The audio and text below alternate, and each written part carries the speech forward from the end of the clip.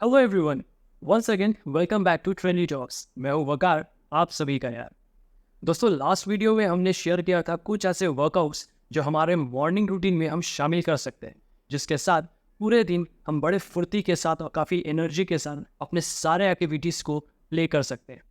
आज की वीडियो में भी हम कुछ ऐसे वर्कआउट्स पे फोकस करने वाले हैं जिससे हम सभी का एक खास इशू दूर होने वाला है। वैसे मैं इतने दावे से क्यों कह रहा हूँ कि ये इशू दूर होने वाला है, क्योंकि मैंने खुद भी इन वर्कआउट्स को फॉलो करके अपने इस प्रॉब्लम को दूर किया है। और जब मैंने सर्वे किया तो मुझे ये पता चला कि सिर्फ मैं अकेला नहीं हूँ जो ये प्रॉब्लम को फेस कर रहा है। दुनिया भर में लोग आज इस प्रॉब्लम को जूझ रहे हैं, और इसकी वजह क्या है? वो है मॉडर्न लाइफस्टाइल। आपने देखा होगा, आजकल हम किसी भी काम को करने के लिए बस एक जगह में बैठे बैठे ही कुछ बटन्स को क्लिक करते हैं और हमारा काम हो जाता है। आज के टाइम पे हर चीज़ एसी की तरह हो चुकी है। जैसे कि एसी हो गए, टीवी हो गए, हम इस पर रिमोट को यूज़ करते थे। आज वो यूनिवर्सल रिमोट हमारा मोबाइल फ़ोन हो चुका है। इस मोबाइल फ़ोन की मदद से हम शॉपिंग कर लेते हैं, फास्ट फूड तक पहुंच जाते हैं, सिनेमा हॉल तक पहुंच जाते हैं, कहाँ कहाँ तक बुकिंग्स कर लेते हैं। लेकिन इन सब को करने में ज़रा भी हमारा बॉडी का मोशन काम नहीं करता है, और इसी वजह से हमारे लोकोमोशंस पे काफ़ी इफेक्ट पड़ता है। आज की डेट में हर दूसरा शख्स एक ही प्रॉब्लम कहता है: वेस्ट लाइन पर पेन, घुटनों का दर्द, नेक पर तकलीफ है, स्पॉन्डिलाइटिस है, शोल्डर पे पेन है ना। आर्थराइटिस की इश्यूज काफ़ी स्पीड अप हो गई है लोगों में, हार्ट के इश्यूज हो गए हैं, ब्रीदिंग इश्यूज होते हैं, लोकोमोशंस में प्रॉब्लम होते हैं।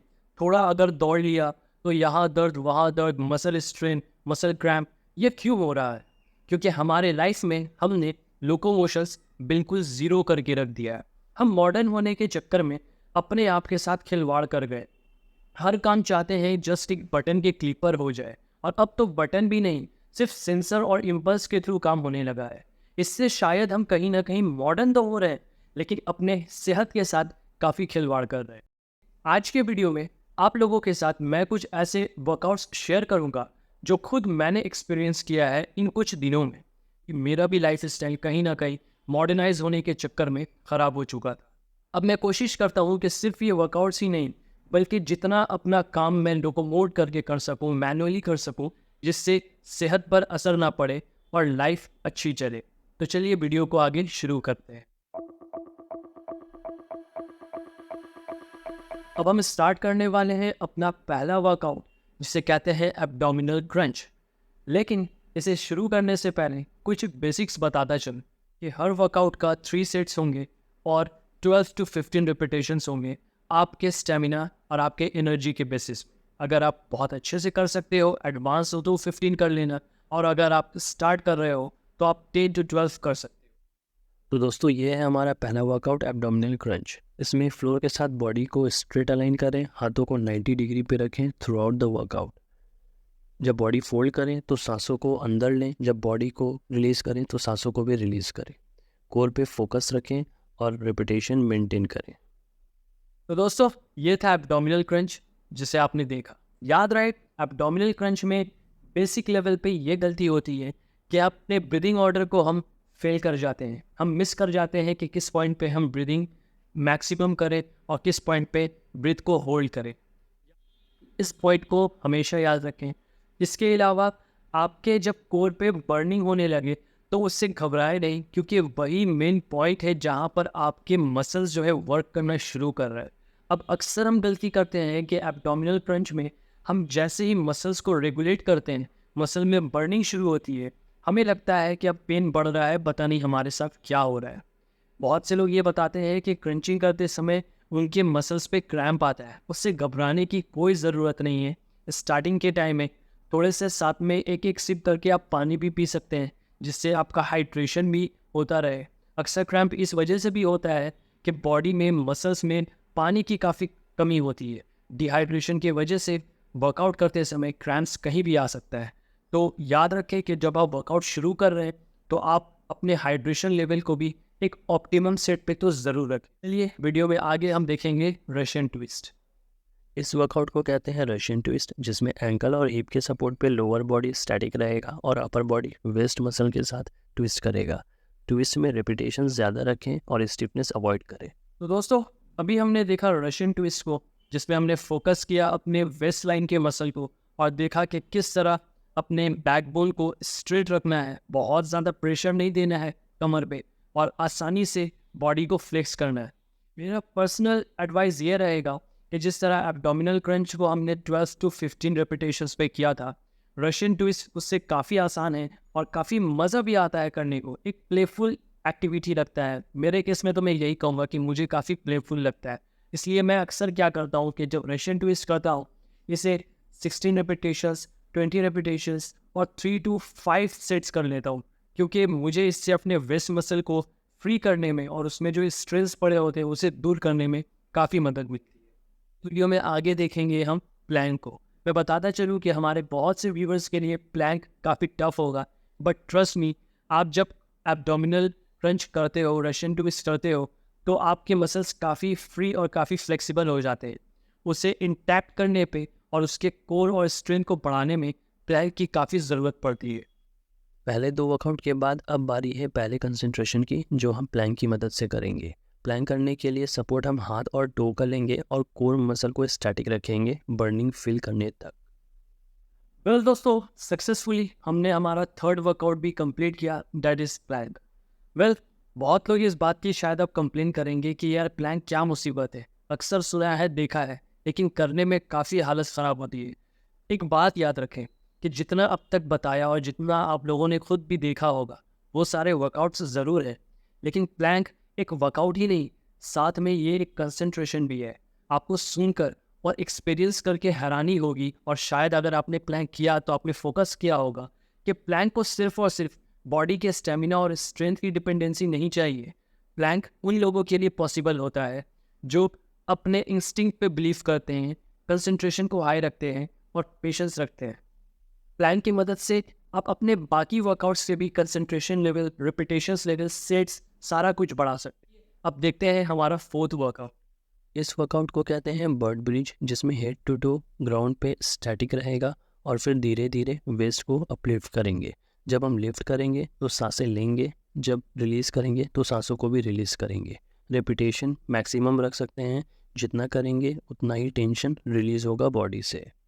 वेल दोस्तों, इन वर्कआउट्स के बीच में एक सवाल करना चाहता हूँ। सच बताना, अब तक जितना वर्कआउट्स बताया, क्या इसमें से कोई टफ है आपके लिए? कुछ इशू है? आपको नहीं लगता कि हर एज के लोग कर सकते हैं?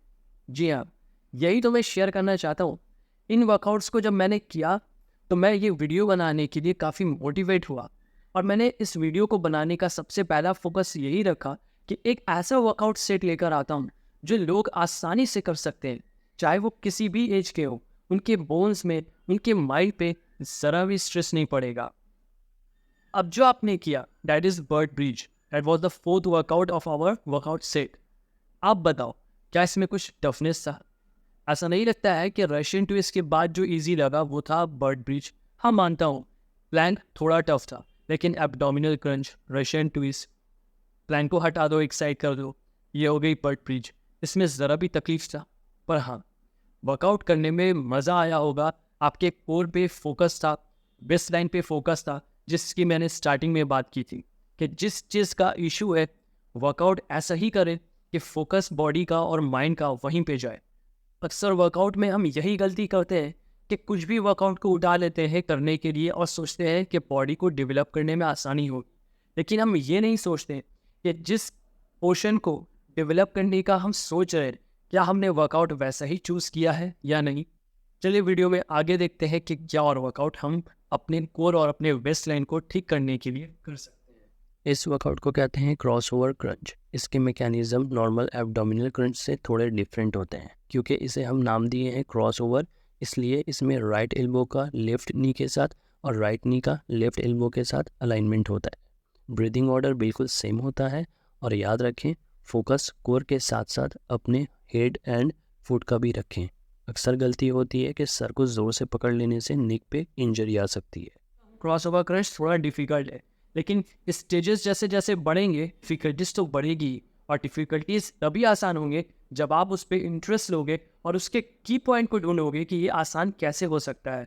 आपकी आसानी के लिए 2 पॉइंट्स में बता दूं, जिससे आपका क्रॉसओवर क्रंच सेफ और इजी दोनों बन जाएगा। फॉर एग्जाम्पल, मैंने अक्सर लोगों को देखा है क्रॉस ओवर के टाइम पे फोकस अपोजिट साइड को अलाइनमेंट में डाल देते हैं और उस चक्कर में अलाइनमेंट में इतना फोकस हो जाता है कि अपने नेक को डर कर बहुत ज़ोरों से पकड़ लेते हैं। अक्सर यहाँ के वेंस पे और मसल्स पे क्रैम्प आ जाता है, तकलीफ हो जाती है। और अगर कोई पेशेंट है स्पॉन्डिलाइटिस के, तो वो अक्सर इस बात की शिकायत करते हैं कि क्रॉस ओवर के टाइम पे बहुत ज़्यादा ही उनका शोल्डर बेंड हो जाता है। इससे आपका सेफ्टी भी हो जाएगा कि अगर आप आराम से करें, बिल्कुल ना घबराए, बहुत ज़्यादा इंटेंस वर्कआउट करने के चक्कर पे, रेपिटेशंस हाई करने के चक्कर पे स्पीड अप ना करें, आराम आराम से करें और इजी बनाने के लिए हर स्टेप को फोकस के साथ करें। आप ज़्यादा रेपिटेशन ना करें। क्रॉस ओवर क्रंच स्टार्टिंग में जब तक कि आपका कंसंट्रेशन आसान और कंसिस्टेंट ना बन जाए, आप 10 रेपिटेशंस के साथ करो, 8 रेपिटेशन, 6 रेपिटेशंस कर लो। इससे ज़्यादा कम मैं नहीं बोल सकता। अगर आप इतना कर लेते हो ना, धीरे धीरे आप प्रो बन जाओगे, मेरी तरह बैठकर दूसरों को भी ज्ञान दोगे।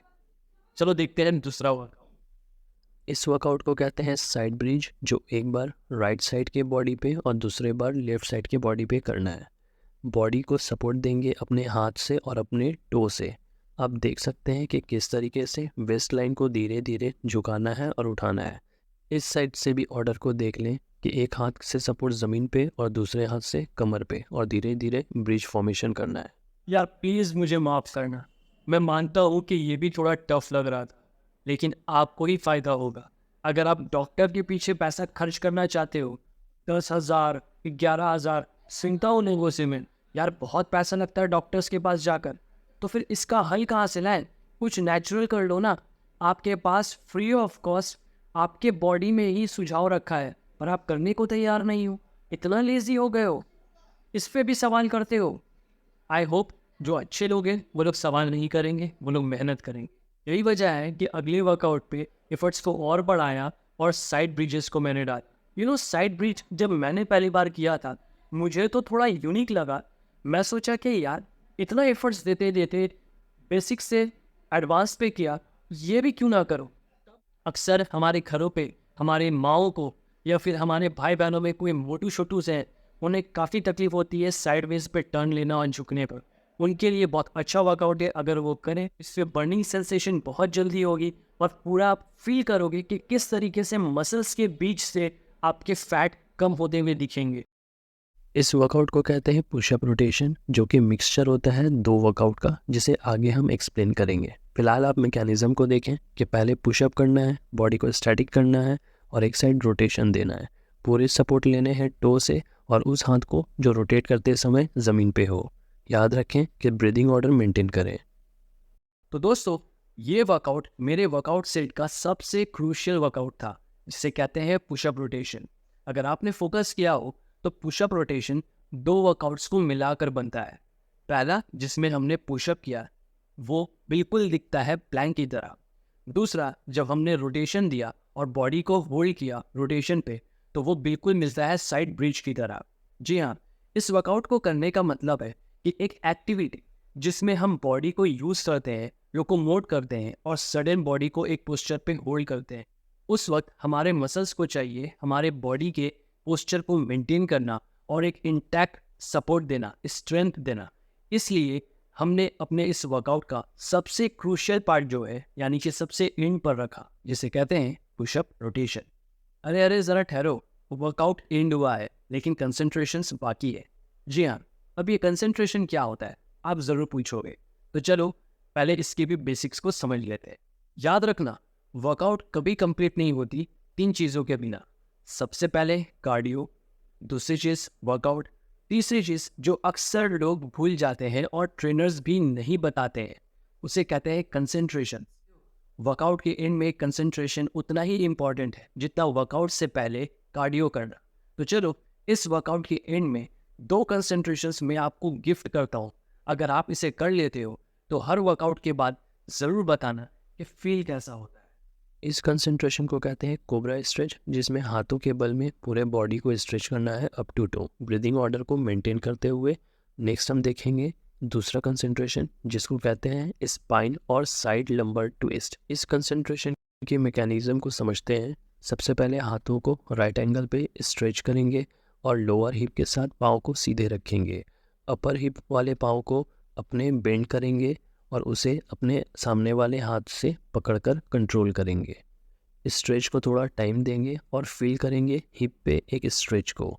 इसी मैकेनिज़्म को हम दूसरे साइड में भी करेंगे।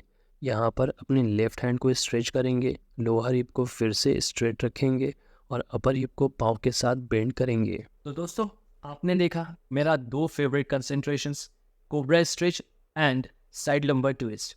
कोबरा स्ट्रेच की बात करूं तो हमारे पेट के नीचे का हिस्सा, या यूँ कह दो कि हमारा फ्रंट जो कोर मसल्स होता है, उससे वर्कआउट के बाद थोड़ी स्टिफनेस और थोड़ी टाइटनेस फीलिंग आती है।